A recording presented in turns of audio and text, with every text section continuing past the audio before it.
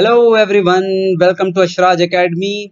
मेरा नाम वैभव सिंघानिया है और आज हम लोग वेक्टर्स का 5th लेक्चर पढ़ेंगे। ठीक है, आज के लेक्चर में मैं मेनली जो है आप लोगों को डिस्प्लेसमेंट वेक्टर के बारे में बताऊंगा और क्वेश्चंस कराऊंगा 4-5 वेक्टर्स के, जिससे आप लोगों को एक बेसिक अंडरस्टैंडिंग वेक्टर्स की डेवलप हो। ठीक है, सारे क्वेश्चंस प्रॉब्लम सीरीज के क्वेश्चंस नहीं रहेंगे, ये एक बेसिक वेक्टर्स के क्वेश्चंस रहेंगे। ठीक है, जिससे आपको वेक्टर्स की नॉलेज डेवलप हो। जो भी बिगिनर है, ठीक है, 11th क्लास में पहली बार वेक्टर पढ़ रहा है, उन सब को ये क्वेश्चन बहुत हेल्प करेगा एक डीप अंडरस्टैंडिंग डेवलप करने के लिए कि वेक्टर्स क्या चीज है। ठीक है, तो आज हम लोग डिस्प्लेसमेंट वेक्टर के बारे में पढ़ते हैं। पिछले लेक्चर में हम लोगों ने वेक्टर्स को एज एन एक्सप्रेशन लिखना सीखा। ठीक है, यूनिट वेक्टर की मदद से और कंपोनेंट्स ऑफ वेक्टर, ये दो कॉन्सेप्ट की मदद से वेक्टर्स को हमने एक मैथमेटिकल फेस दिया। ठीक है, कि मैथमेटिकल एक्सप्रेशन से वेक्टर को कैसे लिखा जा सकता है। यूनिट वेक्टर की मैंने आप लोगों को इंपॉर्टेंस बताई कि यूनिट वेक्टर जो है वो किस चीज के काम आता है वेक्टर्स में। ठीक है, हमको अगर वेक्टर्स को एक मैथमेटिकल रूप देना है तो बिना यूनिट वेक्टर के हम उसको एक मैथमेटिकल रूप नहीं दे सकते, एक इक्वेशन के फॉर्म में स्टडी नहीं कर सकते। इसीलिए यूनिट वेक्टर की मदद की जरूरत पड़ी हमें। ठीक है, तो आज हम लोग डिस्प्लेसमेंट वेक्टर्स के बारे में पढ़ेंगे। ठीक है, ये displacement vector vector as expression का ही पार्ट था, लेकिन सिंस टाइम ज्यादा हो गया था लास्ट लेक्चर में, इसलिए इस चीज को हम लोग आज पढ़ेंगे। पिछले लेक्चर में हम लोगों ने पोजीशन वेक्टर के बारे में भी पढ़ा।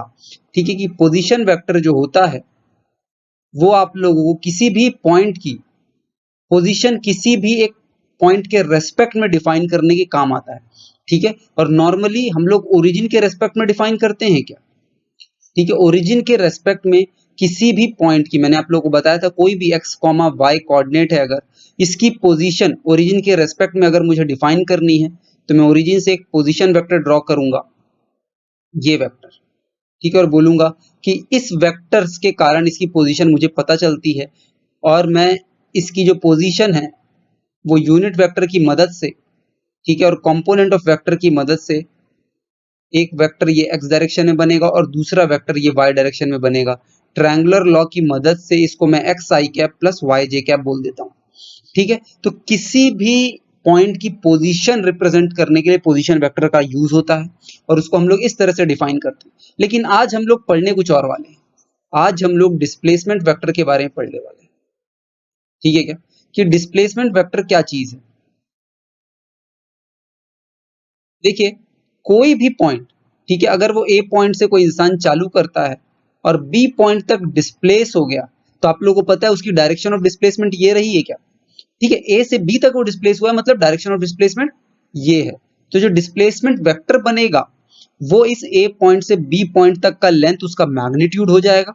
इस डिस्प्लेसमेंट वेक्टर को मैं डी से डिनोट करता हूं, तो ये लेंथ इसका मैग्नीट्यूड हो जाएगा डिस्प्लेसमेंट वेक्टर का, और डायरेक्शन टुवर्ड्स बी होगी क्योंकि ये इसी डायरेक्शन में डिस्प्लेस कर रहा है, तो ये आपका डिस्प्लेसमेंट वेक्टर हो जाएगा। ठीक है, बचपन में आप लोग ऐसा भी पढ़ते थे कि द लाइन जॉइनिंग, ठीक है, between B and A is the displacement और shortest length between B and A is displacement. और डायरेक्शन कौन सी होगी? फाइनल पोजीशन की तरफ डायरेक्शन होगी क्योंकि उसी तरफ डिस्प्लेस कर रहा है। तो ये वेक्टर कंप्लीट हो गया क्योंकि इसके पास एक डायरेक्शन भी है और मैग्नीट्यूड भी है। अब इसको निकालना है। ठीक है, अगर हमें इसको निकालना है, अगर आपके पास इसका initial position vector are I vector given है और final position vector R F vector given है, तो ये डिस्प्लेसमेंट वेक्टर आप कैसे निकालेंगे, इस चीज को समझते हैं। ठीक है, इस चीज को हम लोग समझते हैं। इनिशियल पोजीशन वेक्टर मतलब ओरिजिन से ज्वाइन कर दूं क्या, ये वाला वेक्टर होगा, और फाइनल पोजीशन वेक्टर भी मैं ओरिजिन से ज्वाइन करूंगा और बोलूंगा कि फाइनल पोजीशन वेक्टर भी ये वाला वेक्टर होगा। ठीक है, तो देखिए, इसका इनिशियल पोजीशन वेक्टर मैंने आप लोगों को बना दिया है एरो ए की तरफ, और फाइनल पोजीशन वेक्टर भी इसका ये हो जाएगा। अब इसी के रेस्पेक्ट में हम ये डिस्प्लेसमेंट निकालना है, तो बहुत आसान नहीं हो गया? अरे दिख रहा है triangular law of vector addition, देख लीजिए। देखिए, triangular law of vector addition की अगर मैं बात करूं तो मैं इसको ऐसे लिख सकता हूं। देखिए, O A vector plus A B vector is equals to O B vector. अरे लिख सकता हूं, देखिए triangular law of vector addition, O से ए की ओर जाइए, O A vector plus A B vector. ठीक है, हेड टू टेल ज्वाइंट है, इसके हेड में इसका टेल रखा हुआ है और इसके टेल से इसकी हेड की ओर रिजल्टेंट वेक्टर बन जाएगा। ठीक है, जिसको मैं ओ बी वेक्टर अभी के लिए बोल रहा हूं। ठीक है, अब ये वैल्यू सब्स्टिट्यूट कर देते हैं क्योंकि मुझे आर आई वेक्टर गिवन है, O A vector initial position vector plus A B vector ही निकालना था क्या, A B vector is equals to final position vector R F vector. ठीक है, तो आपके पास जो डिस्प्लेसमेंट वेक्टर है ए बी वेक्टर, ठीक है, ए बी वेक्टर मतलब towards B starting from A towards B, ये आ जाएगा R F vector minus R I vector. तो ये आपके पास एक बहुत इंपॉर्टेंट इक्वेशन आ गई डिस्प्लेसमेंट वेक्टर की। ठीक है, ए बी वेक्टर मतलब जो डिस्प्लेसमेंट वेक्टर आया, इसको मैं डी वेक्टर भी बोल देता हूं, is equals to final position vector minus initial position vector आ गया। क्या आ गया, final position vector minus initial position vector. अब इससे फायदा क्या हुआ, इससे फायदा ये हुआ कि आप दुनिया में कोई भी डिस्प्लेसमेंट ले लीजिए, किसी दो पॉइंट के बीच में वो डिस्प्लेसमेंट हो रहा होगा और आप हमेशा उस डिस्प्लेसमेंट वेक्टर को final position vector minus initial position vector लिख सकते हैं। अरे ले लीजिए, कोई भी डिस्प्लेसमेंट ले लीजिए, सपोज इस टाइप से कोई इंसान डिस्प्लेस कर गया, ये उसका ए डैश पॉइंट था, ये उसका बी डैश पॉइंट था, फिर से आप पोजीशन वेक्टर बना दीजिए ए डैश की ओर, अरे बना दीजिए पोजीशन वेक्टर ए डैश की ओर, ए डैश का पोजीशन वेक्टर ये होगा क्या, और बी डैश का पोजीशन वेक्टर ये बन जाएगा ओरिजिन से। ठीक है, फिर ट्रायंगुलर लॉ लगा दीजिए, और ट्रायंगुलर लॉ लगाएंगे तो आप बोलेंगे O A dash plus A B dash is equals to O B dash. ठीक है, फिर ए डैश बी डैश जो आ जाएगा, ठीक है, ए डैश बी डैश जो आ जाएगा वो आपके पास क्या आ जाएगा, ओ B dash minus O A dash. फिर से वही केस आ जाएगा जो आपके पास ए बी के केस में आया था, A dash B dash vector is equals to O B dash vector minus O A dash vector, ये आ जाएगा। तो हमेशा किसी भी डिस्प्लेसमेंट वेक्टर की मैं बात करूं जो दो पॉइंट के बीच में डिस्प्लेस हो रहा होगा, आज से मैं उसको सीधा यूज करूंगा डिस्प्लेसमेंट वेक्टर। ठीक है, directed towards final point, displacement vector होगा फाइनल पोजीशन वेक्टर। आज से सीधा इस चीज का यूज करूंगा मैं, माइनस इनिशियल पोजीशन वेक्टर। ठीक है, तो ये एक बहुत इंपॉर्टेंट चीज है कि final position vector minus initial position vector, और डिस्प्लेसमेंट वेक्टर का जो एरो होगा वो आपका इस वेक्टर की ओर होगा जो शुरू में लिखाया होगा। ठीक है, इसी को अगर आप initial position vector minus final position vector कर देते हैं तो एरो ऑपोजिट हो जाएगा, टुवर्ड्स इनिशियल पोजीशन वेक्टर की ओर हो जाएगा। ठीक है, माइनस डी वेक्टर की अगर मैं बात करूं तो इसको are I minus are F vector बोल देता हूं, और माइनस डी वेक्टर का एरो किधर होगा, माइनस डी वेक्टर का जो एरो होगा वो आपका देख सकते हैं यहां से इसकी ओर होगा, इधर। ठीक है, इसकी ओर होगा। ठीक है, तो ये इनिशियल पोजीशन वेक्टर की तरफ एरो हुआ, मतलब यहाँ पे जो फर्स्ट क्वांटिटी आप यूज करेंगे उसी की ओर डिस्प्लेसमेंट वेक्टर का एरो होगा। ठीक है, तो हमेशा ध्यान रखिए जो डिस्प्लेसमेंट वेक्टर है वो आपका final position vector minus initial position vector होगा। जिस पॉइंट से उठ के जिस पॉइंट पे वो डिस्प्लेस कर गया, ठीक है, उसको हम लोग देखेंगे और फाइनल पोजीशन वेक्टर की तरफ एरो रहेगा, और हम लोग हमेशा आज के बाद से डिस्प्लेसमेंट वेक्टर को इस तरह से यूज करेंगे। ठीक है क्या, राइट? तो ये एक इंपॉर्टेंट पार्ट था। अब हम लोग आज के क्वेश्चन पे मूव करते हैं कि किस तरह से क्वेश्चंस हम लोग सॉल्व करेंगे। 6-7 क्वेश्चन हम लोग सॉल्व करेंगे वेक्टर्स के ऊपर, और मजा आएगा उन क्वेश्चंस को हम लोग सॉल्व करेंगे। तो ये रहा क्वेश्चंस आप लोगों के लिए। ठीक है, जितने भी टॉपिक्स अभी तक मैंने आप लोगों के लिए कवर किए हैं, ठीक है, addition of vector, components of vector, vectors as expression, उन सब के लिए ये क्वेश्चंस है आप लोगों के लिए। और आपका जो आज मैंने आप लोगों को कवर किया है, ठीक है, डिस्प्लेसमेंट वेक्टर, ये सब का मिला के मैंने कुछ क्वेश्चंस बनाए आप लोगों के लिए। ठीक है, ये क्वेश्चन सॉल्व करते हैं, मजा आएगा आप लोगों को। A man is going with a speed of 2 metre per second in north east direction. If he starts his journey at t equals to 0, find the displacement along north and south direction respectively। ठीक है, components of vector का सवाल है, simple सा सवाल है कि ये जो एक इंसान है वो 2 मीटर पर सेकंड से जा रहा है, ठीक है, और वो नॉर्थ ईस्ट डायरेक्शन में जा रहा है। अगर वो अपनी जर्नी t इक्वल टू 0 पे स्टार्ट करता है तो हमें डिस्प्लेसमेंट बताना है उसका along north direction north direction and south direction respectively. ठीक है, नॉर्थ डायरेक्शन में वो कितना डिस्प्लेस हुआ और साउथ डायरेक्शन में कितना डिस्प्लेस हुआ, ये हम लोगों को बताना है। अब देखिए यहाँ पे कोई टाइम का मेंशन नहीं, कितने टाइम बाद आपको डिस्प्लेसमेंट निकालना है, तो आप किसी जनरल टाइम टी के लिए निकाल लीजिए। ठीक है, एक जनरल टाइम टी के लिए आपका डिस्प्लेसमेंट कितना हो जाएगा वो हम लोग निकालते हैं। देखिए पहला क्वेश्चन,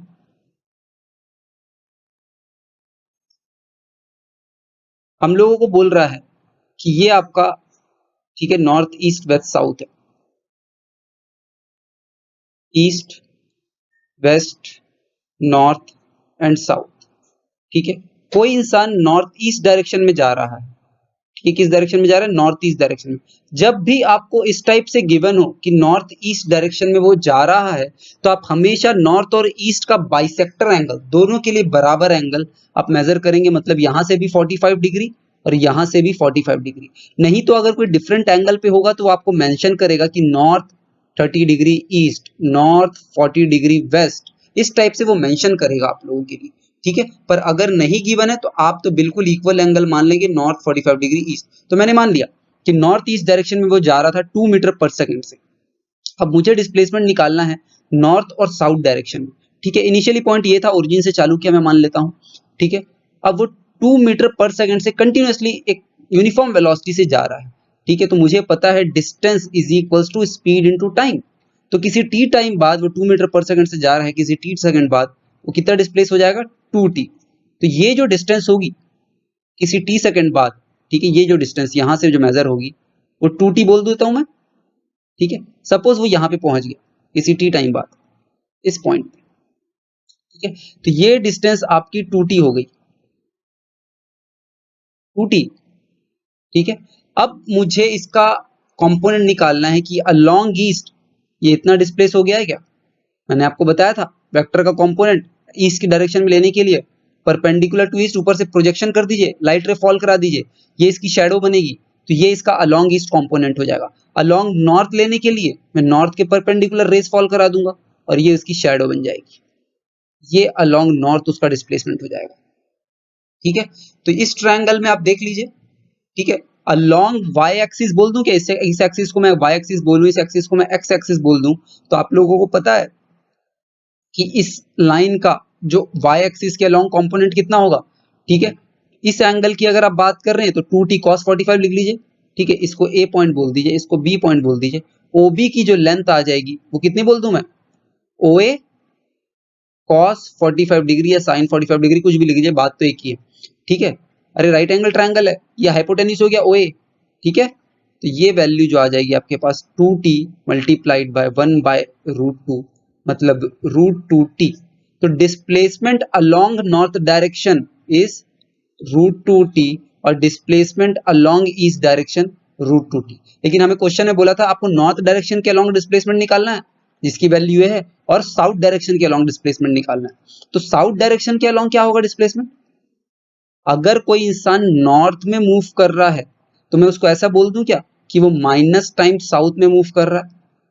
अरे बोल सकता हूँ, बोल सकता हूँ, देखिए कैसे बोल सकता हूँ, मैं आप लोगों को बता रहा हूँ। सपोज कोई इंसान x मीटर आई कैप के डायरेक्शन में मूव कर गया।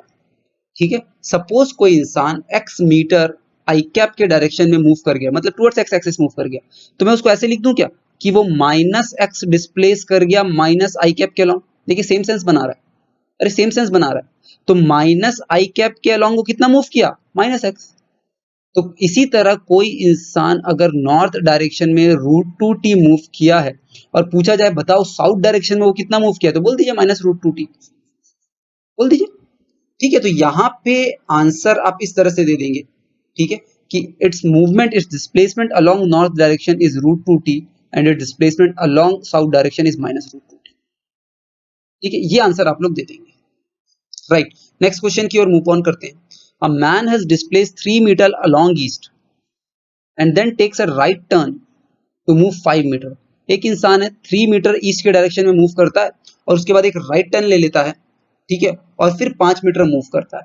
Find the total distance covered by the man and it's displacement, also find its displacement vector.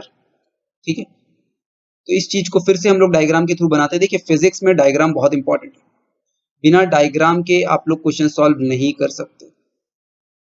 बोला जा रहा है कि एक इंसान है, ठीक है, पहले तो मैं नॉर्थ ईस्ट वेस्ट साउथ बना लेता हूं आप लोगों के लिए। अब कोई इंसान है, वो ईस्ट के डायरेक्शन में, ठीक है, ईस्ट के डायरेक्शन में आप लोगों का 3 मीटर डिस्प्लेस कर जाता है टुवर्ड्स ईस्ट। ये 3 मीटर उसने डिस्प्लेस कर गया, ठीक है, 3 मीटर ईस्ट के डायरेक्शन में डिस्प्लेस कर गया। उसके बाद वो राइट टर्न लेता है। ये राइट टर्न इधर लेगा क्या, कि इधर लेगा? इधर लेगा तो लेफ्ट टर्न हो जाएगा। अरे ये तो समझ में आना चाहिए। कोई इंसान इधर जा रहा है तो ये इसका लेफ्ट हैंड है, ये राइट हैंड है, तो राइट टर्न के लिए वो इधर लेगा, ठीक है।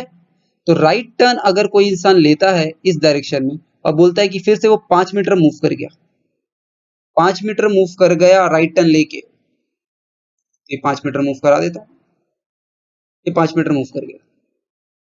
इनिशियली ये 3 मीटर इस डायरेक्शन में मूव किया था, 5 मीटर राइट टर्न लेके मूव कर गया। अब आपको बोला जा रहा है कि इसका डिस्प्लेसमेंट वेक्टर बताइए और टोटल डिस्टेंस कवर्ड बताइए और इसका डिस्प्लेसमेंट बताइए। देखिए क्या क्या निकालना है।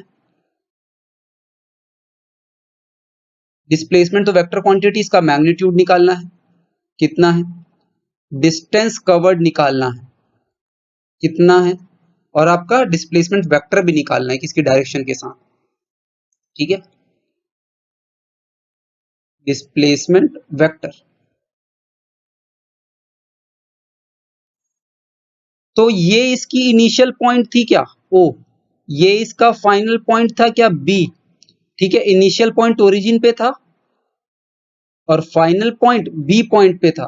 तो फिर से मैं डिस्प्लेसमेंट वेक्टर का फॉर्मूला तो मुझे पता है कि final position vector minus initial position vector. ये तो जानता हूं मैं डिस्प्लेसमेंट वेक्टर के बारे में, ये जानता हूं। इनिशियल पोजीशन वेक्टर तो ओरिजिन था, तो ये तो हट गया। अब सिर्फ और सिर्फ पोजीशन वेक्टर ऑफ बी ही हो जाएगा कि डिस्प्लेसमेंट वेक्टर, और पोजीशन वेक्टर ऑफ बी मेरे को आता है बनाना, मैं यहां से ओरिजिन से इसको ज्वाइन कर दूंगा, तो ये आपका डिस्प्लेसमेंट वेक्टर हो जाएगा, ठीक है। This is your displacement vector. अब इसका मैग्नीट्यूड तो आप लोग निकाल लीजिए। राइट एंगल ट्रायंगल बन गया आपके पास, इसकी लेंथ 5 मीटर है, इसकी लेंथ 3 मीटर है, ठीक है। तो डिस्प्लेसमेंट का मैग्नीट्यूड आप लोग निकाल सकते हैं, इट इज रूट में 3² प्लस 5², ठीक है। तो ये 9 आ जाएगा, ये 25 आ जाएगा, तो रूट में 34 आपका मीटर्स हो जाएगा, ठीक है। तो ये डिस्प्लेसमेंट का मैग्नीट्यूड आ गया। इसकी डायरेक्शन भी आप निकाल सकते हैं क्योंकि एक वेक्टर क्वांटिटी है, एक्स एक्सिस से, ठीक है। आप इसको ईस्ट बोल लीजिए और इसको आप साउथ बोल लीजिए, ठीक है। तो इसकी डायरेक्शन क्या आ जाएगी, इस एंगल को आप थीटा बोल दीजिए और tan थीटा इसको बोल दीजिए। देखिए tan थीटा है 5/3, मतलब थीटा हो जाएगा tan इनवर्स 5/3। ये थीटा पे वो मूव कर रहा होगा और आप इसकी डायरेक्शन बोल दीजिए डिस्प्लेसमेंट वेक्टर की, ठीक है। डिस्प्लेसमेंट वेक्टर की जो डायरेक्शन है वो है ईस्ट, ठीक है, थीटा साउथ, ठीक है। और थीटा आप लोगों ने कैलकुलेट कर लिया, ये इसकी डायरेक्शन है, ठीक है क्या, बता सकते हैं बिल्कुल। अब इसको मैं वेक्टर्स एज एक्सप्रेशन के फॉर्म में भी आपको बताता हूं कि इस डिस्प्लेसमेंट वेक्टर को एज एन एक्सप्रेशन हम लोग कैसे लिखेंगे, क्योंकि हम लोगों ने वेक्टर्स एज एक्सप्रेशन पढ़ लिया है, ठीक है। इस ईस्ट डायरेक्शन को मैं एक्स एक्सिस बोल देता हूं, नॉर्थ डायरेक्शन को वाई एक्सिस बोल देता हूं, और एक्स एक्सिस के अलोंग यूनिट वेक्टर आई कैप होता है, वाई एक्सिस के अलोंग यूनिट वेक्टर जे कैप होता है, ये मेरे को पता है, ठीक है।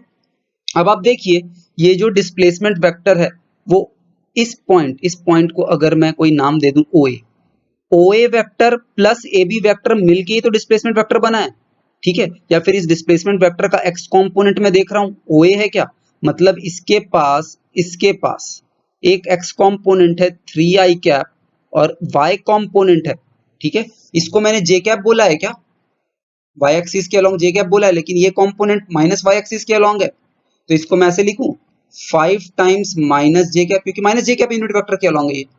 अरे j cap towards y axis होता है, ये जे कैप होता है टुवर्ड्स वाई एक्सिस, और इसके अलोंग तो मैं माइनस जे कैप बोलूंगा और इसके अलोंग जे कैप, ठीक है। तो 5 का मैग्नीट्यूड माइनस जे कैप के अलोंग है। अब इन्हीं दोनों को ऐड करने से ही तो डिस्प्लेसमेंट वेक्टर बना है, तो डिस्प्लेसमेंट वेक्टर को एज एन एक्सप्रेशन में लिख सकता हूं 3i कैप माइनस 5 जे कैप, ये आपका डिस्प्लेसमेंट वेक्टर बन जाएगा, ठीक है। अब ये एक आपके पास वेक्टर बन गया है। अब इसका मैग्नीट्यूड तो आप लोगों को आता ही लेना, इसका मैग्नीट्यूड आप लोग नहीं लेंगे, पिछले लेक्चर में हम लोगों ने सीखा है और अगर नहीं सीखा है तो देख लीजिए इसका मैग्नीट्यूड हम लोग कैसे निकालेंगे। ये 3 आई कैप है क्या, मतलब 3 मीटर अलोंग एक्स एक्सिस और 5 मीटर अलोंग माइनस वाई एक्सिस, तो ये 5 मीटर बना दिया, ये 3 मीटर बना दिया, और ये लेंथ, ठीक है, ये लेंथ आपका डिस्प्लेसमेंट वेक्टर हो जाएगा, और इसका मैग्नीट्यूड जो है वो hypotenuse of right angle triangle आएगा, मतलब रूट में 3 स्क्वायर प्लस 5 स्क्वायर, तो ये फिर से रूट में 34 मीटर आ जाएगा कि डिस्प्लेसमेंट वेक्टर का मैग्नीट्यूड। और इस वेक्टर को एज एन एक्सप्रेशन फॉर्म में ऐसे लिख सकते हैं, ठीक है, या तो आप इसको इस तरह से डिफाइन कर सकते हैं, ठीक है, या तो आप इसको इस तरह से डिफाइन कर सकते हैं कि इसका मैग्नीट्यूड इतना हो गया और डायरेक्शन ये हो गई, या फिर सिर्फ इतना लिख लीजिए, सिर्फ ऐसे लिख लीजिए, ये भी काम दे देगा आप लोगों को, क्योंकि इसके साथ इसका डायरेक्शन भी एसोसिएटेड है और इसका मैग्नीट्यूड भी एसोसिएटेड है। यही तो एडवांटेज है यूनिट वेक्टर को डिफाइन करने का, ठीक है। मैग्नीट्यूड निकालने के लिए शायद मैंने पिछले लेक्चर में आप लोगों को नहीं बताया, तो आप लोग सीख लीजिए। देखिए, किसी भी पोजीशन वेक्टर की जब मैं बात करता हूं, ठीक है, वेक्टर्स में जब हम लोगों ने पोजीशन वेक्टर पढ़ा था, ठीक है, तो यहां पे मैंने ये बात की थी, ठीक है, कि ए वेक्टर के पास अगर ए कॉस थीटा आई कैप कॉम्पोनेंट है, ए साइन थीटा जे कैप कॉम्पोनेंट है, किसी भी वेक्टर के पास, ठीक है, किसी भी वेक्टर के पास अगर एक्स आई कैप कॉम्पोनेंट है और वाई जे कैप कॉम्पोनेंट है, किसी भी वेक्टर के पास, ठीक है, मैं आप लोगों को बताता हूं। सपोज ये मेरी कोई कोऑर्डिनेट एक्सिस है और यहां से कोई एक वेक्टर है, ये वेक्टर ए वेक्टर, ठीक है, इसका मॉडुलस अगर आप लोगों को निकालना है और इसके पास एक एक्स डायरेक्शन में कंपोनेंट है जिसको मैं ए एक्स बोलता हूं, और एक वाई डायरेक्शन में कंपोनेंट है, इसी से तो मिलके बना रहेगा, ये हम लोगों ने कंपोनेंट वेक्टर सीखा है, ये वाई डायरेक्शन का कंपोनेंट है, मतलब ए वेक्टर को मैं लिख देता हूं ए एक्स, जो इसका कंपोनेंट है टुवर्ड्स एक्स डायरेक्शन, ठीक है, ये एक्स डायरेक्शन है, ए एक्स आई कैप प्लस ए वाई जे कैप। अब इसका मैग्नीट्यूड जब हम लोगों को निकालना है तो हमेशा इस टाइप से एक राइट ट्रायंगल बन सकता है क्या, A X component in X direction और A Y component in Y direction, और ये नेट वेक्टर ये बन जाएगा, राइट। तो ये हमेशा एक राइट एंगल ट्रायंगल बनेगा, और ए वेक्टर का जो मैग्नीट्यूड होगा वो हो जाएगा ए एक्स का स्क्वायर प्लस ए वाई का स्क्वायर, ये आपके पास मैग्नीट्यूड आ जाएगा हमेशा। अगर वेक्टर्स एज एन एक्सप्रेशन आपको आई कैप और जे कैप के फॉर्म में दिया है तो इसको आप हमेशा लिख सकते हैं, हमेशा लिख सकते हैं एक्स कंपोनेंट का स्क्वायर, जो भी उसका एक्स कंपोनेंट, क्योंकि हमेशा you can form a right angle triangle Y component का स्क्वायर, ठीक है क्या, समझ लीजिए। ये तो या तो इसको आप ऐसे समझ लीजिए, या फिर ऐसे समझ सकते हैं क्या, ये दो वेक्टर है, इसका रिजल्टेंट ही तो ए वेक्टर है, अरे इस ए एक्स वेक्टर का और इस ए एक्स वेक्टर का, इस ए वाई वेक्टर का ही रिजल्टेंट तो ये है, ट्रायंगुलर लॉ से ओ ए बी पॉइंट दे दीजिए। तो हमेशा अगर कोई वेक्टर आई कैप और जे कैप के फॉर्म में लिखा है, मतलब दो परपेंडिकुलर वेक्टर्स का एडिशन लिखा है क्या ये, ठीक है, तो हम एडिशन वाला फॉर्मूला लगा लीजिए, अरे एडिशन वाला फॉर्मूला लगा लीजिए। हम लोगों ने मैग्नीट्यूड में क्या पढ़ा था, रूट में, ठीक है, फर्स्ट कंपोनेंट के मैग्नीट्यूड का स्क्वायर मतलब A X square plus second component के मैग्नीट्यूड का स्क्वायर प्लस, ठीक है, 2 इंटू फर्स्ट कंपोनेंट का मैग्नीट्यूड इंटू सेकंड कंपोनेंट का magnitude into angle between them cos theta.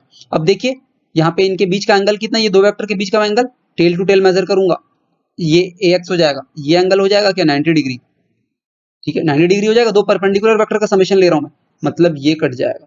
तो ऑलवेज हमेशा आपके पास जो मैग्नीट्यूड आ जाएगा वो यही तो आ जाएगा, ठीक है।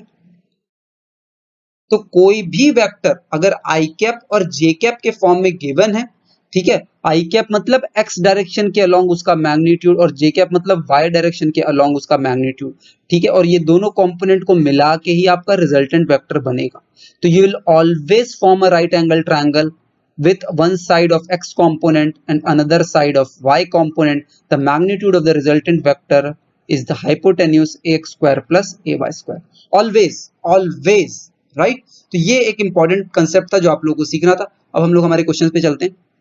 देखिए इस क्वेश्चन पे मैंने आप लोगों को बताया x कंपोनेंट आपके पास निकल के आ गया, y कंपोनेंट को आप यहाँ पे -5 ट्रीट कर लीजिए, ठीक है, तो आप -5 का स्क्वायर करेंगे तो 5 का स्क्वायर एक ही बात है, 3 square plus 5 square is equals to root में 34 metre, right. You will always form a right angle triangle if you have x component and y component, ठीक है। तो इस तरह से आप वेक्टर डिफाइन कर सकते हैं डिस्प्लेसमेंट वेक्टर, और यहां से आपको डिस्प्लेसमेंट का मैग्नीट्यूड मिल गया। लेकिन एक चीज और पूछी क्वेश्चन में कि डिस्टेंस कितना ट्रेवल किया इसने, बताइए, अरे डिस्टेंस बताइए कितना ट्रेवल किया। तो डिस्टेंस तो टोटल जो लेंथ है जो उसने कवर किया वही होता है। तो O से A जाने में उसने 3 मीटर डिस्टेंस लिया और A से B जाने में उसने 5 मीटर डिस्टेंस लिया, तो टोटल डिस्टेंस ट्रेवल जो है वो 8 मीटर हो जाएगा। टोटल डिस्टेंस ट्रेवल कितना हो जाएगा, 8 मीटर। लेकिन डिस्प्लेसमेंट कितना है, √34। √34, ठीक है, 6 से भी कम है डिस्प्लेसमेंट, क्योंकि √36 होता तो 6 होता। तो समझ रहे, डिस्प्लेसमेंट और डिस्टेंस में फर्क हमेशा समझिएगा। और डिस्प्लेसमेंट को बिना डायरेक्शन के आप लिखिएगा नहीं कभी भी, क्योंकि displacement is a vector quantity. और मैंने आपको बताया कि डिस्प्लेसमेंट को आप दो तरीके से रिप्रेजेंट कर सकते हैं, एक तो उसका मैग्नीट्यूड बता दीजिए और एंगल बता दीजिए, या फिर यूनिट वेक्टर की मदद से उसको ऐसा मैथमेटिकल एक्सप्रेशन की फॉर्म में लिख लीजिए। ठीक है, ये था कंप्लीट एनालिसिस इस सेकंड क्वेश्चन का। थर्ड क्वेश्चन देखते हैं। A man is moving with a constant velocity of 4 meter per second along north. Find the component of the velocity vector along east and along west. If the same man right turns at an angle of 30 degree from its initial motion and moves with same speed, then find the components of its velocity along north and east direction respectively. बढ़िया question है, components of vector का question है, थोड़ा concept clear होगा। देखिए बोल क्या रहा है कि इंसान है 4 मीटर पर सेकंड से अलोंग नॉर्थ मूव कर रहा है। ठीक है, तो जब वो नॉर्थ मूव कर रहा था ना, तब हमें उसका कंपोनेंट निकालना है वेलोसिटी का, ईस्ट के अलोंग और वेस्ट के अलोंग। उस वेलोसिटी का कंपोनेंट कितना होगा ईस्ट के अलोंग और वेस्ट के along. If the same man right turns eight N angle of 30 degree, जब वो राइट टर्न ले लेता है उसकी इनिशियल मोशन से 30 डिग्री का, ठीक है, तो फिर वो सेम स्पीड से अगर मूव करे तो फिर आप उसकी कंपोनेंट ऑफ वेलोसिटी निकालिए अलोंग नॉर्थ और अलोंग ईस्ट। ठीक है, देखते हैं, सॉल्व करते हैं इस क्वेश्चन। देखिए नॉर्थ ईस्ट वेस्ट साउथ मैं आप लोगों के लिए बना देता हूं।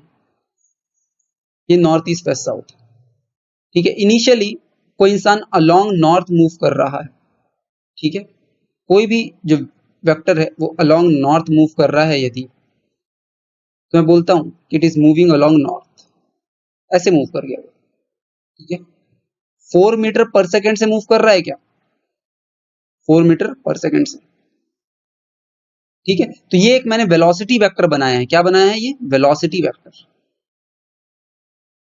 अब वेलोसिटी वेक्टर बनाया है तो इसका मैग्नीट्यूड इसकी लेंथ से डिनोट कर रहा हूं मैं, तो इसकी जो लेंथ है वो 4 मीटर पर सेकंड डिनोट कर रही है, आपकी ये लेंथ, ठीक है। इस वेक्टर की जो लेंथ है ये आपकी 4 मीटर डिनोट कर रही है,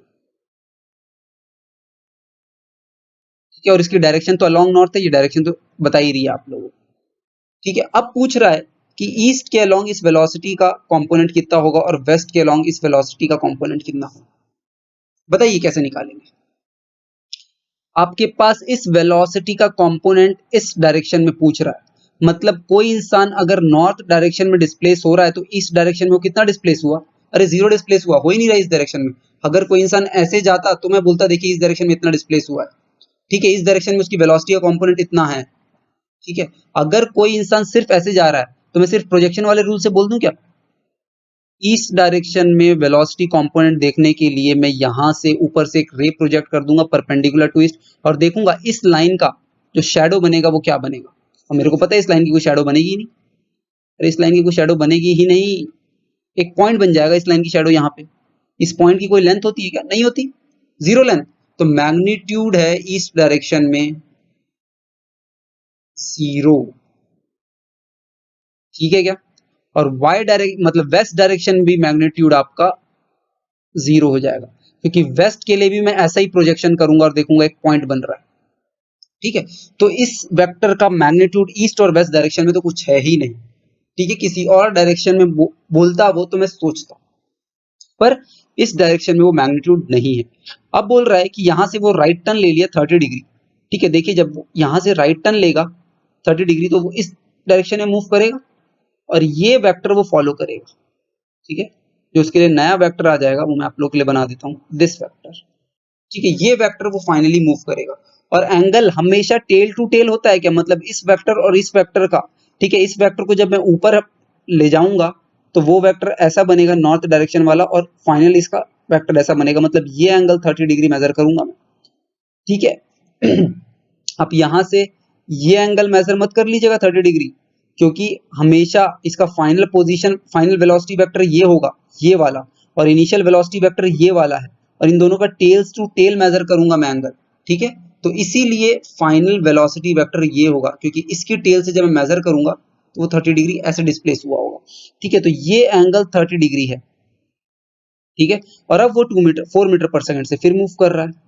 बस अब पूछ रहा है कि जब ये इस ऐसे 4 मीटर पर सेकंड से मूव कर रहा है तो इसका ईस्ट और नॉर्थ डायरेक्शन में कंपोनेंट बता दीजिए। ईस्ट और नॉर्थ डायरेक्शन में आप कंपोनेंट बता दीजिए, ठीक है।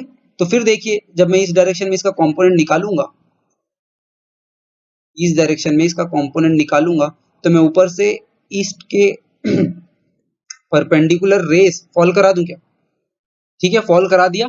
और फिर मैं बोल दूंगा कि इसकी जो शैडो बनेगी एक्स एक्सिस के अलोंग, वो ये वाली बन जाएगी, ये इसकी शैडो बन जाएगी, ठीक है, एक्स एक्सिस के अलोंग, ठीक है। यहां से परपेंडिकुलरली प्रोजेक्ट होगा ये, और ये इसकी शैडो बन जाएगी, ये इसका फर्स्ट वेक्टर आ जाएगा अलोंग ईस्ट। और ये एंगल आप लोगों को पता है, अगर ये एंगल 30 डिग्री है तो ये एंगल 60 डिग्री होगा, और जो परपेंडिकुलर होगा इससे, ठीक है, इन वाई डायरेक्शन, वो ये वाला वेक्टर होगा, और इन्हीं दोनों वेक्टर से मिलके ये रिजल्टेंट वेक्टर बन रहा होगा। तो इसको वेलोसिटी वेक्टर अलोंग नॉर्थ बोल दूं क्या? वेलोसिटी वेक्टर अलोंग नॉर्थ, और ये वेलोसिटी वेक्टर अलोंग ईस्ट हो गया। तो देखिए, इसकी वैल्यू तो हम लोग निकालना सीखे हैं। v अगर ये वेक्टर है जिसका मैग्नीट्यूड v है 4 मीटर पर सेकंड, तो v आपके पास 4 cos 60 डिग्री हो जाएगा, और vn आपके पास 4 sin 60 डिग्री हो जाएगा, ठीक है।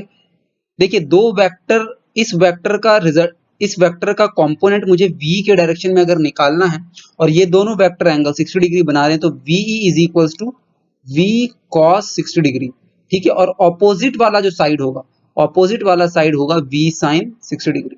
ऐसे आप लोग समझ सकते हैं इसको, या फिर आप तो ट्रिग्नोमेट्री लगा सकते हैं, वैसे भी लगा लीजिए, ठीक है। तो कोई भी वेक्टर होता है, उसका एक कंपोनेंट ये होता है और दूसरा कंपोनेंट ये होता है परपेंडिकुलरली। मैंने आप लोगों को बताया था परपेंडिकुलर ब्रेकेज कितना इंपॉर्टेंट है, ठीक है, कंपोनेंट्स ऑफ वेक्टर वाले टॉपिक में। तो अगर इसका मैग्नीट्यूड v है और ये एंगल थीटा है, तो ये वाला जो मैग्नीट्यूड बनता है वो बनता है v cos थीटा, और ये वाला जो मैग्नीट्यूड बनता है वो बनता है v sin theta, right. Very easy, ठीक है। इसको कभी इस तरह से भी ब्रेक किया जा सकता है। इसको अगर मैं पैरेलली शिफ्ट करूं, शिफ्टिंग प्रॉपर्टी, और इसको यहां उठा के बैठा दूं, ठीक है, तो ये पैरेललोग्राम रूल से ब्रेक हो गया, ठीक है। This vector plus this vector मिलके ये बन गया। कैसे? देखिए, ये आपके पास इनिशियल वेक्टर था, इसका मैंने एक कंपोनेंट ये निकाला, ठीक है, और दूसरा कंपोनेंट जो ये वाला कंपोनेंट था, इसको मैंने शिफ्ट करके इसके टेल पे लगा दिया, और टेल टू टेल ज्वाइन होता है तो पैरेललोग्राम रूल बनता है क्या, मेरे एडिशन वेक्टर्स वाले टॉपिक में देखना, ठीक है। तो पैरेललोग्राम रूल से ये आपका vy कंपोनेंट हो गया, ये vx कंपोनेंट हो गया, ठीक है। तो ये एंगल थीटा है, तो vx is equals to v cos theta, और vy is equals to v sin theta, ठीक है। अरे vy कुछ नहीं है, ये लेंथ और ये लेंथ सेम ही है, अरे सेम है, शिफ्ट कर दिया इस वेक्टर को पैरेलली, पैरेलल शिफ्टिंग प्रॉपर्टी तो हम लोग पढ़ते ही। तो बस यहां से वही कर रहा हूं मैं, ve में 4 cos 60 डिग्री बोल दूंगा, और vn 4 sin 60 डिग्री हो जाएगा। इसकी वैल्यू 2 मीटर पर सेकंड आ जाएगी, और इसकी वैल्यू हम लोग 2√3 मीटर पर सेकंड बोल देंगे, ठीक है क्या। तो कंपोनेंट्स ऑफ वेक्टर का बढ़िया सवाल था। जो 11th क्लास में सीख रहे हैं वेक्टर्स कैलकुलेशन, उनको इस टाइप के क्वेश्चन से एक बेसिक अंडरस्टैंडिंग डेवलप होगी कि किस तरह से वेक्टर्स को ब्रेक किया जाता है और उनका कंपोनेंट कैसे निकाला जाता है, ठीक है। आप जो पिछला लेक्चर्स है मेरे कंपोनेंट्स ऑफ वेक्टर और यूनिट वेक्टर्स के जरूर देखना है, ठीक है, उनके बिना ये सब कुछ चीज समझ नहीं आएगी। तो ये भी हो गया मेरा लास्ट क्वेश्चन। आज हम लोग करते हैं 4th क्वेश्चन, उसके बाद हम लोग ये लेक्चर स्टॉप करेंगे। फिर ये जो बाकी के सवाल हैं, ठीक है, बाकी की जो 3-4 सवाल हैं वो हम लोग नेक्स्ट लेक्चर में करेंगे। देखिए, a man's capacity of applying force is 100 newton. एक इंसान है, वो किसी को 100 न्यूटन से ही मैक्सिमम पुश कर सकता है। If he applies force making an angle of 30 degree to the horizontal, अगर वो फोर्स अप्लाई कर रहा है हॉरिजॉन्टल से 30 डिग्री एंगल पे, with full capacity to a block resting on the horizontal ground, if the block is restricted to move in the vertical direction then find। ठीक है, question में आप लोगों को समझा देता हूँ फिर से कि एक इंसान है जिसके पास पावर, उसकी पूरी की पूरी हिम्मत वो अगर लगा दे तो 100 न्यूटन से ही खींच सकता है किसी ब्लॉक को, ठीक है, अगर वो 30 डिग्री पे वो खींचता है इस ब्लॉक को, ठीक है, पूरी कैपेसिटी के साथ, जो कि वो ब्लॉक है वो हॉरिजॉन्टल ग्राउंड पे रेस्ट कर रहा है और वर्टिकल डायरेक्शन में मूव नहीं कर सकता, वो वर्टिकल डायरेक्शन में मूव नहीं कर सकता, सिर्फ हॉरिजॉन्टल डायरेक्शन में मूव कर सकता है, राइट। तो जो पहला पार्ट ये पूछ रहा है वो बोल रहा है what part of man's force is responsible for the movement of the block। जो इंसान वो 100 न्यूटन का फोर्स लगा रहा है ना 30 डिग्री पे, उसका कितना पार्ट वो उस ब्लॉक को मूव कराने के लिए काम आ रहा है। ठीक है, बहुत इंपॉर्टेंट क्वेश्चन है, इससे आपको कंसेप्ट क्लियर होगा। And how much force is getting wasted, कितना फोर्स जो है वो वेस्ट हो जा रहा है। How much extra force he would have gained by applying it to the right direction. ठीक है, कितना एक्स्ट्रा फोर्स उसको मिलता अगर उसको वो सही दिशा में वो फोर्स लगाता 30 डिग्री लगाने की बजाय। देखिए पूरा क्वेश्चन समझते हैं, अच्छे से समझते हैं। ठीक है, मैं डायग्राम के साथ आप लोगों को बताता हूं। सपोज करते हैं कि ये एक वॉल है और ये आपका ग्राउंड है और इनके बीच में एक ब्लॉक रखा हुआ है, ये ब्लॉक। ये ब्लॉक ऊपर नीचे नहीं मूव कर सकता, इसको सिर्फ आगे ही मूव कराया जा सकता है। ठीक है, अब कोई इंसान है जिसकी कैपेसिटी थी 100 न्यूटन के फोर्स लगाने की, वो 100 न्यूटन से पूरी फुल कैपेसिटी के साथ इसको 30 डिग्री पे हॉरिजॉन्टल से 30 डिग्री एंगल पे खींच रहा है, हॉरिजॉन्टल से 30 डिग्री एंगल पे खींच रहा है। ठीक है, अब बोला जा रहा है कि बताइए कि वो कितना फोर्स वेस्ट कर रहा है। सबसे पहला पार्ट क्या बोल रहा है क्वेश्चन का, सबसे फर्स्ट पार्ट बोल रहा है कि उस इंसान का कितना फोर्स जो है ब्लॉक के मूवमेंट के लिए रेस्पॉन्सिबल है।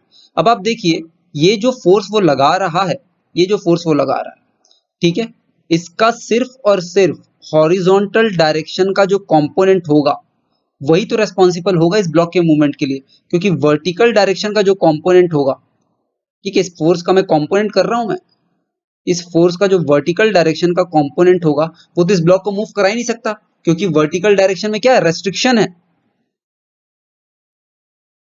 ब्लॉक के मोशन का रेस्ट्रिक्शन है। मैंने आप लोगों को बताया है हर वेक्टर्स को आप डिफरेंट डिफरेंट डायरेक्शन में डिफरेंट डिफरेंट इंटरप्रेट कर सकते हैं। तो इस 100 न्यूटन को अगर मैं ब्रेक करूं हॉरिजॉन्टल और वर्टिकल डायरेक्शन में, इसका कंप्लीट फोर्स निकालने के लिए तो मैं इस तरह से ब्रेक करूंगा। देखिए इसका पहला कंपोनेंट एक्स डायरेक्शन में ये वाला आएगा, अरे एक्स डायरेक्शन में कंपोनेंट निकालने के लिए ऊपर से perpendicular raise to X direction इस एक्स एक्सिस के फॉल कराऊंगा, ये आएगा, और दूसरा कंपोनेंट ये आ जाएगा, पहला कंपोनेंट ये और दूसरा कंपोनेंट ये आ जाएगा वाई डायरेक्शन में। ठीक है, और अगर ये 100 न्यूटन का है तो मैंने आप लोगों को बताया था इसकी जो मैग्नीट्यूड हो जाएगा वो 100 cos 30 हो जाएगा। क्या ऊपर बताया, राइट एंगल ट्रायंगल देख लीजिए, O A B, O A is equals to O B cos 30 degree. ठीक है, मैंने आप लोग को ऊपर बताया डायरेक्ट यूज करूंगा मैं 100 न्यूटन, और जिस एक्सिस के साथ ये बना रहा है उसका वैल्यू निकालने के लिए मैं 100 cos 30 बोलूंगा, 100 इंटू cos 30, जिसकी वैल्यू है √3/2। मतलब 50 √3 न्यूटन का ही फोर्स इस ब्लॉक को मूव करा रहा है। बाकी का जो ये फोर्स था 100 sin 30 मतलब 50 न्यूटन का जो फोर्स था, ठीक है, वाई डायरेक्शन में, वो तो ये वॉल रोक लेगा, उस फोर्स को बोलेगा नहीं ऊपर जाने नहीं दूंगा मैं। तो बस सिर्फ यही कंपोनेंट काम आ रहा है उसके 100 न्यूटन अप्लाइड फोर्स का। मतलब वो अपनी फुल कैपेसिटी 100 न्यूटन का फोर्स अप्लाई कर रहा है, लेकिन ब्लॉक को मूव कौन करा पा रहा है, सिर्फ इतना पार्ट। बाकी फोर्स वेस्ट हो गया क्या, अरे बाकी फोर्स वेस्ट हो गया। वो जितना फोर्स लगा रहा था 100 न्यूटन का, उसका मिला मुझे कितना, इतना ही, सिर्फ इतना मिला। अब देखिए ये जो 50 न्यूटन का फोर्स था वर्टिकल डायरेक्शन में वो वेस्ट हो गया, वो वेस्ट हो गया। ठीक है, तो हमें यहाँ पे बोल रहा है कि how much force is getting wasted, कितना फोर्स वेस्ट हो गया। तो जो वर्टिकल डायरेक्शन का फोर्स है वो वेस्ट हो गया। ठीक है, तो फर्स्ट पार्ट का आंसर कि कितना फोर्स ब्लॉक के मूवमेंट में काम आ रहा है, ठीक है, कितना फोर्स ब्लॉक के मूवमेंट में काम आ रहा है, which part of the man's force is responsible for the movement of the block is the X direction force, force in X direction, जो ये आपका ये वाला पार्ट है, और उसकी वैल्यू हम लोगों ने निकाल ली है, कितनी है, इस 50 √3 न्यूटन। ठीक है, और फर्स्ट पार्ट का आंसर ये हो गया। सेकंड पार्ट का आंसर बोल रहा है कि फोर्स कितना वेस्ट हो रहा है, तो force in Y direction is getting wasted, मतलब 50 न्यूटन का फोर्स वेस्ट हो रहा है। थर्ड पार्ट का आंसर देखते हैं, थर्ड पार्ट क्या बोल रहा है। कि how much extra force he would have gained, मतलब कितना एक्स्ट्रा फोर्स उसको मिलता अगर वो फोर्स सही दिशा में लगाता। ठीक है, तो सबसे सही दिशा कौन सी थी फोर्स लगाने की? आलसी होगा, लंबा होगा ऐसे करके, तभी वो यहां से सीधा ऐसे खींच लिया।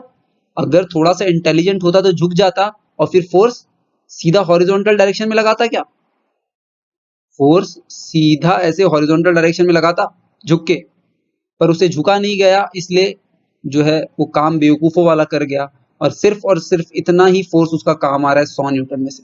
तो पूरा का पूरा 100 न्यूटन अगर वो हॉरिजॉन्टल डायरेक्शन में लगाता, पूरा का पूरा 100 न्यूटन झुक के हॉरिजॉन्टल डायरेक्शन में लगाता, तो ये पूरा फोर्स काम आता है क्या? क्योंकि इसका कोई भी कंपोनेंट वर्टिकल डायरेक्शन में नहीं होगा और उसको पूरा फोर्स हॉरिजॉन्टल डायरेक्शन में मिलता और ब्लॉक तेजी से मूव करता। ठीक है, तो यहां से बोला है कि कितना extra force, how much extra force would have gained, कितना एक्स्ट्रा फोर्स वो गेन करता। देखिए इनिशियली उसको इतना फोर्स मिल रहा था एक्स डायरेक्शन में, फाइनली अगर वो सही दिशा में लगाता सिर्फ और सिर्फ इस डायरेक्शन में 100 न्यूटन का फोर्स, तो ये उसको मिलता। तो जो एक्स्ट्रा फोर्स है, एक्स्ट्रा इन एक्स डायरेक्शन, वो मैग्नीट्यूड मैं बोल दूंगा 100 न्यूटन मिलता उसको सही दिशा में लगाने पर मिल रहा है सिर्फ 50√3 न्यूटन। इतना एक्स्ट्रा फोर्स उसको मिल जाता जो है अगर वो सही दिशा में फोर्स लगाता। ठीक है, तो यहां से कंपोनेंट ऑफ वेक्टर की आपकी फील आ रही है कि एक फोर्स है, उससे वो तो एक्चुअली दो फोर्स से मिलके बना है। जो एक फोर्स है जो 30 डिग्री डायरेक्शन में लग रहा था, वो दो फोर्सेस से मिलके बना है, एक्स डायरेक्शन का फोर्स और वाई डायरेक्शन का फोर्स, इससे ही मिलके वो 30 डिग्री वाला फोर्स बना है। ठीक है, और हमने देखा ये वाई डायरेक्शन का जो उसका कंपोनेंट है वो वेस्ट हो गया, सिर्फ एक्स डायरेक्शन का कंपोनेंट उसका काम कर रहा है। ठीक है, और एक इंसान अगर वो सही दिशा में फोर्स लगाता तो पूरा का पूरा 100 न्यूटन फोर्स उसको मिलता। राइट, तो एक बहुत बढ़िया क्वेश्चन था, एक बेसिक क्लियर करने के लिए बच्चों की कि किस तरह से कंपोनेंट्स ऑफ वेक्टर काम करता है। राइट, तो ये 4 क्वेश्चन आज हम लोगों ने डिस्कस किए वेक्टर्स की एक बेसिक प्रॉब्लम। जो बचे हुए क्वेश्चंस हैं वो हम लोग नेक्स्ट लेक्चर में डिस्कस कर लेंगे और फिर नेक्स्ट लेक्चर में हम लोग डॉट प्रोडक्ट ऑफ वेक्टर्स चालू करेंगे। Right, so that's all for today. I hope कि आप लोगों को आज का लेक्चर पसंद आया होगा, और अगर आया है तो please like my video, subscribe to my channel, क्योंकि यही एक मोटिवेशन है जो मुझे आप लोगों के लिए अच्छे से अच्छा वीडियोस बनाने के लिए मोटिवेट कर सकता है। Right, thank you.